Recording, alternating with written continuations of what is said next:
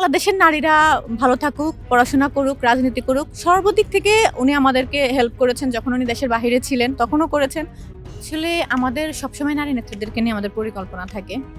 ভালো ক্যাম্পাস, একটা সুস্থ ধারার শিক্ষা ব্যবস্থা, পরিবেশ তৈরি করে দেওয়া। আর আমাদের ছাত্রদলের সাংগঠনিক অভিভাবক বাংলাদেশের প্রধানমন্ত্রী জনাব তারেক রহমান সবসময় নারী নেতৃত্ব নিয়ে কঠোর ছিলেন। উনি সবসময় চেয়েছেন যে বাংলাদেশের নারীরা ভালো থাকুক, পড়াশোনা করুক, রাজনীতি করুক, সর্বদিক থেকে উনি আমাদেরকে হেল্প করেছেন। যখন উনি দেশের বাহিরে ছিলেন তখনও করেছেন।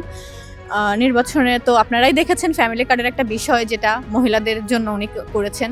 এই মহিলাদের ফ্যামিলি কার্ড মানে এটাই না যে শুধু ওরা ফ্যামিলিতেই চালাবে, বাচ্চাদেরও কিন্তু খরচ বরচ দিচ্ছে, বাচ্চাদের সব দিকে খেয়াল রাখছেন। আর আমি সেন্ট্রালের ছাত্রদলের ছাত্রী বিষয়ক সম্পাদক হওয়ার পরেও আমি সারা বাংলাদেশে কমিউনিকেশন করার চেষ্টা করেছি, কলেজ, ইউনিভার্সিটি, আমাদের ইউনিটগুলোতে যেন নারী নেতৃত্ব বাড়ে।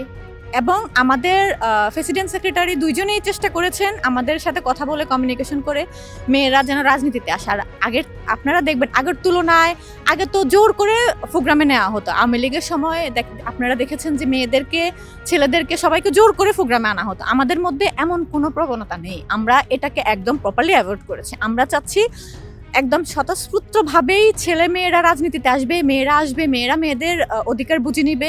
যদি রাজনীতি করতে চায় করবে, পড়াশোনা করতে চায় করবে। ওরা ক্যাম্পাসে আদার্স অনেক আছে না যে সিট দিচ্ছে না রাজনীতি না করলে, এটা কিন্তু হচ্ছে না। এখন আর ওই প্রবণতাটা নেই ক্যাম্পাসে, ইউনিভার্সিটিতে, যে রাজনীতি না করলে সিট পাবে না, হলে থাকতে পারবে না।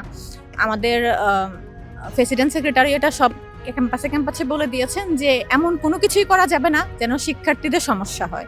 আর সেক্ষেত্রে আমাদের যারা ইউনিভার্সিটি কমিটিগুলো আছেন ওনারাও জানেন, ওনাদেরকেও বলেছেন, ওনারাও সেই সেম কাজটাই করছে যে ছেলে মেয়েদেরকে, অ্যাটলিস্ট মেয়েদেরকে যদি নিজের ইচ্ছার বাহির ইচ্ছে হয় ওরা প্রোগ্রামে আসবে, ইচ্ছা হচ্ছে না ওরা আসবে না।